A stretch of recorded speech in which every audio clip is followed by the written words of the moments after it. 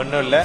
லாஸ்ட்டாக வந்து யங்ஸ்டர்ஸ்க்கு ஏதாவது ஒரு 2 வார்த்தை, காலேஜ் ஸ்டூடெண்ட்ஸ்க்கு ஏதாவது நீங்க சொல்லணும்னா சொல்லலாம். ஏதாவது ஸ்டோரியாவோ குட்டி கதைனா சொல்றாங்கல்ல அந்த மாதிரி. ஏன்னா இப்ப நீங்க பிக் பாஸ்ல சொன்ன அந்த மோட்டிவேஷனல் ஸ்டோரி வந்து இன்னைக்கு வரைக்கும் நாங்க அதெல்லாம் அப்படியே கேட்டு கேட்டு மோட்டிவேட் ஆயிட்டு இருக்கோம். சோ நம்ம பசங்களுக்கு ஒரு குட்டி ஸ்டோரி இப்ப சொல்லணும்னா என்ன ஒரு மோட்டிவேஷன் ஸ்டோரி சொல்லலாம்? தமிழ்நாட்டுல வந்து குட்டி ஸ்டோரி சொல்லக்கூடிய ஒரே ஒரு தகுதி வந்து ஒரு ஆளுக்கு தான் இருக்கு. அவர் தான் சொல்லணும் குட்டி ஸ்டோரி. அவரை தாண்டி வந்து வேற யாரும் குட்டி ஸ்டோரி சொன்னா எடுபடாது, அது சரியும் இருக்காது. எல்லாருக்கும் 18 வயசு மேல ஆயிடுச்சு இல்லைங்க. என்ன பண்ண போறா, என்ன சொல்ல போறா? ஒன்னும் இல்லைங்க, எல்லாருக்கும் விசில் அடிக்க தெரியும்லங்க. அதுக்கா உங்ககிட்ட அன்பா கேட்டுக்கிற ஒரு வேண்டுகோள் என்னன்னா, இது வரைக்கும் வந்து விசில் அடிக்கிறதுக்கு வந்து நம்ம எல்லாரும் 2 விரல் யூஸ் பண்ணிக்கிட்டு இருந்திருப்போம். இதுக்கப்புறம் ஒரே ஒரு விரல் யூஸ் பண்ணா போதும்.